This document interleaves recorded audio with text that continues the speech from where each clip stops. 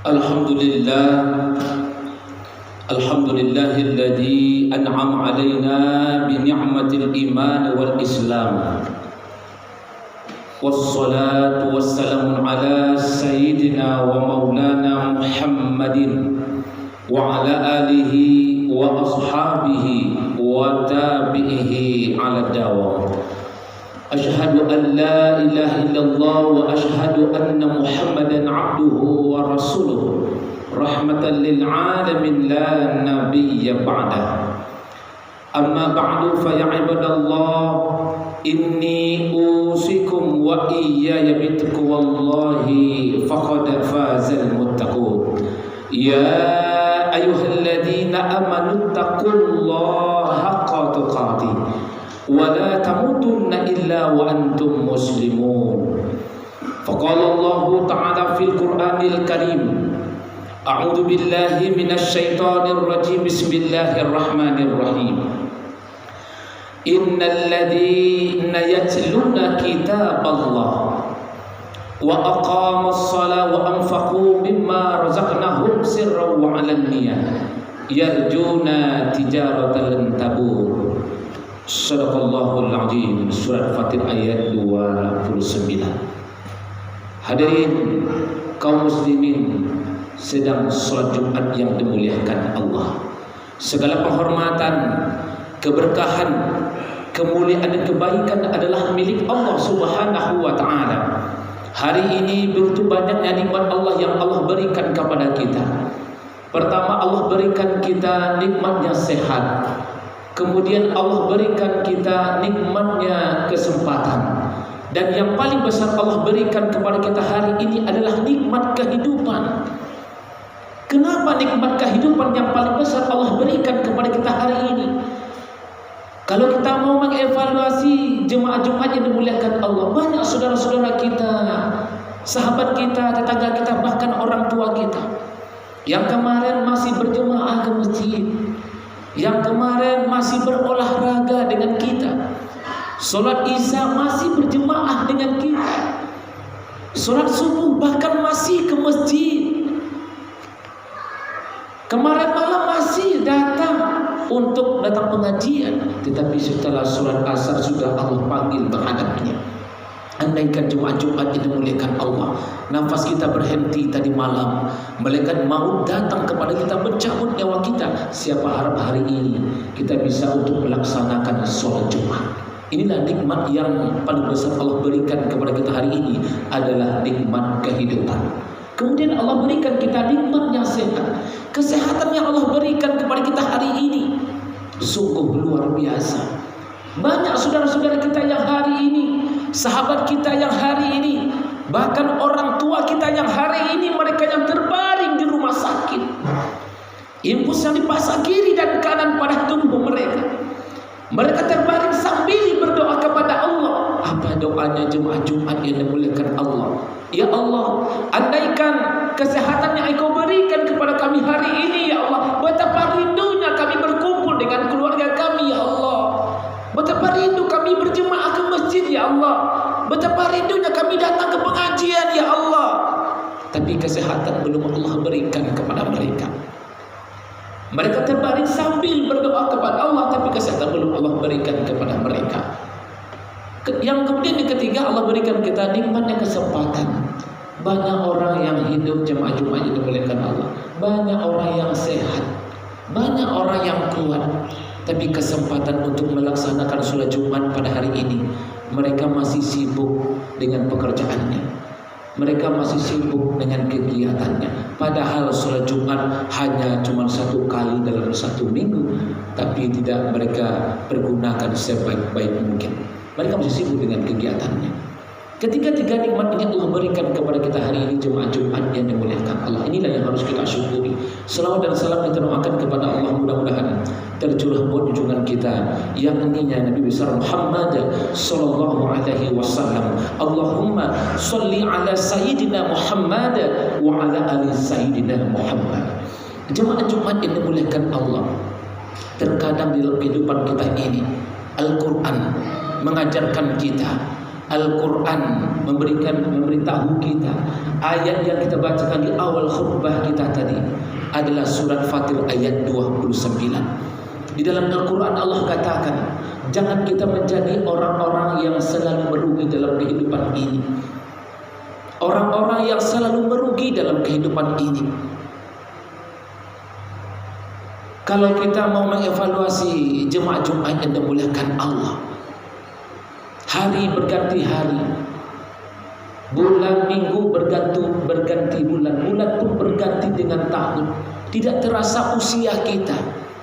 Kalau kita mau mengevaluasi, kalau kita banyak mengevaluasi kematian dalam kehidupan kita ini, jangan kita menjadi orang-orang yang merugi dalam kehidupan kita ini. Di dalam Al-Quranul Karim, siapa orang-orang yang tidak mau merugi dalam kehidupan ini yang sesungguhnya? Pertama kata Allah, orang-orang yang tidak mau merugi dalam kehidupan ini adalah kata Allah, surat Fatir ayat 29, innal ladzina yatluna kitab Allah. Siapa itu orang-orang yang tidak mau merugi dalam kehidupan itu? Orang-orang yang selalu membaca Al-Quran, orang-orang yang selalu mempelajari Al-Quran. Di dalam kehidupannya dia adalah Al-Quran pedoman hidupnya. Kapan petunjuk Al-Quran yang akan kita dapat sementara Al-Quran tidak pernah kita baca? Al-Quran tidak pernah kita sentuh. Al-Quran tidak pernah kita baca. Al-Quran tidak pernah kita amalkan. Inilah orang-orang yang tidak mau merugi itu, orang-orang yang selalu membaca Al-Quran. Sesibuk-sibuk apapun pekerjaannya, sesibuk-sibuk apapun kegiatannya, yang nama Al-Quran tetap dia baca dan tetap dia pelajari. Makanya Al-Quranul Karim di dalam kehidupan kita, ada waktunya Allah berikan kesempatan buat kita untuk membaca Al-Quran. Tapi itu sebelum kita dibacakan Al-Quran buat kita, ada waktunya Allah berikan kita untuk memakai kain yang tidak berjahit, umrah dan haji. Tapi itu sebelum kita dipakaikan yang namanya kain kafan. Ada waktunya Allah berikan kita kesempatan untuk melaksanakan sholat, datang ke masjid berjemaah. Tapi itu sebelum kita disolatkan. Ada waktunya diberi kesempatan oleh Allah kita untuk memilih saf yang terdepan, yang memilih saf sesuka hati kita. Tapi itu sebelum kita menempatkan saf yang di depan imam nantinya. Maka dari itu jemaah Jumat yang dimuliakan Allah, jangan kita menjadi orang-orang yang selalu merugi dalam kehidupan ini. Al-Quranul Karim pilihannya cuma dua, mau baca sendiri atau mau dibacakan. Kalau kita mau baca sendiri, baca ketika kita hidup, baca ketika kita kuat, baca ketika kita sehat. Manfaatkan waktu untuk membaca Al-Quran, untuk mempelajari Al-Quran. Kalau sebaliknya, kalau kita mau dibacakan, meninggal kita terlebih dahulu, nanti sahabat kita, teman kita, orang tua kita yang akan membacakan Al-Quran terakhir kalinya buat kita nantinya.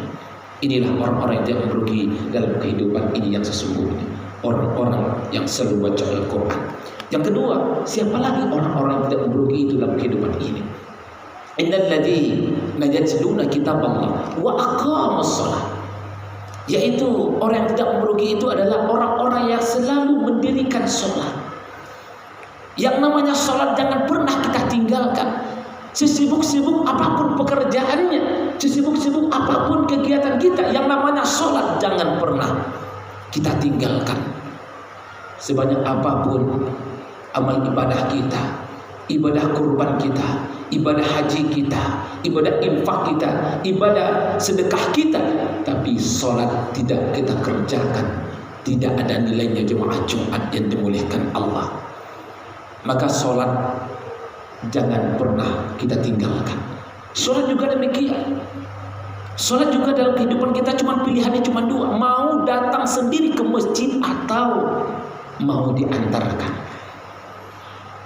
Kalau kita mau datang sendiri, datang ketika kita hidup, datang ketika kita sehat, datang ketika datanglah berjemaah ke masjid. Akan tetapi sebaliknya, kalau kita mau diantarkan, maka meninggal kita terlebih dahulu. Nanti sahabat kita, orang tua kita, tenaga kita yang akan mengantarkan kita terakhir kali datang ke masjid. Maka dari itu jemaah Jumat yang dimuliakan Allah, banyak bersyukur kita hari ini. Kenapa banyak bersyukur? Kita masih sempat sholat di belakang imam, maka bersyukurlah. Ada waktunya kita yang di belakang imam ini akan maju di depan imam nantinya. Kita yang belakang imam ini akan maju di depan imam nantinya. Inilah yang diantarkan terakhir kali nantinya. Kalau kita posisi masih di belakang imam, maka bersyukurlah jemaah Jumat yang dimuliakan Allah. Sesibuk apapun pekerjaan kita, yang namanya sholat jangan pernah kita tinggalkan. Inilah orang-orang yang tidak mau merugi dalam kehidupan ini, orang-orang yang selalu mendirikan sholat.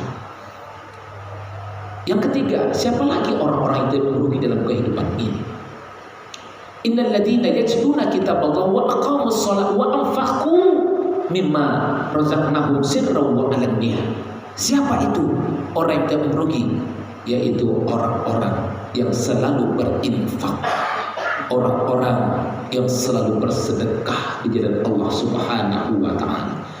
Sesempit apapun kehidupannya, sesempit apapun ekonominya, dia tetap berinfak, bersedekah di jalan Allah Subhanahu wa taala. Inilah bentuk syukur kepada Allah Subhanahu wa taala. Jemaah Jumat yang dimuliakan Allah, infak, sedekah, zakat kalau kita ibaratkan rukun Islam. Rukun Islam pertama adalah syahadat, yang kedua sholat, yang ketiga berzakat, yang keempat adalah berpuasa di bulan Ramadan, yang kelima naik haji bagi yang mampu. Kalau kita ibaratkan infak, sedekah, zakat ini dalam rukun Islam, kalau kita ibaratkan bangunan rumah kita, syahadat itu adalah pondasinya rumah kita. Yang kedua, sholat 5 waktu sehari semalam. Kalau kita ibaratkan bangunan rumah kita, sholat ini adalah tiangnya rumah kita, tiangnya masjid kita ini. Tiangnya agama adalah sholat. Yang ketiga adalah zakat.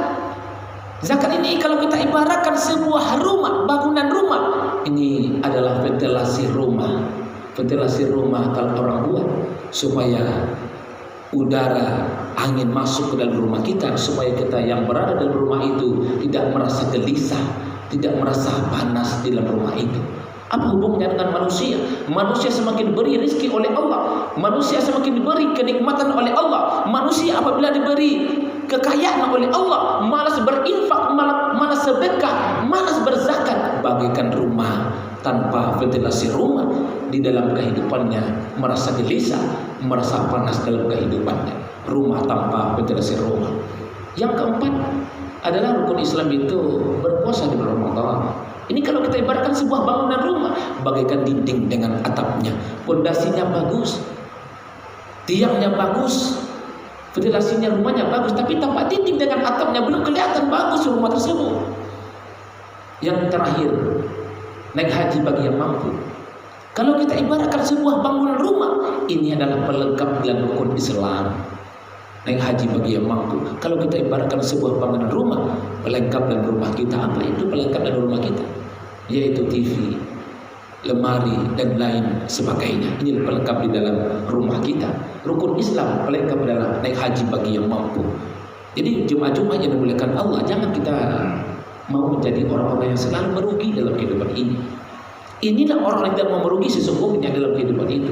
Orang-orang yang selalu membaca Al-Quran dalam kehidupan, orang-orang yang selalu mendirikan sholat dalam kehidupan. Yang ketiga adalah orang-orang yang selalu berinfak atau bersedekah di jalan Allah Subhanahu wa taala. Jemaah Jumat yang dimuliakan Allah, inilah yang berkhatib sampaikan pada kesempatan kali ini.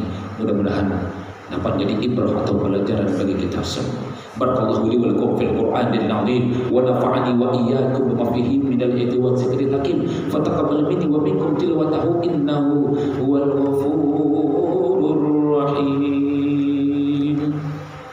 Allahumma shalli ala sayyidina Muhammadin wa ala ali sayyidina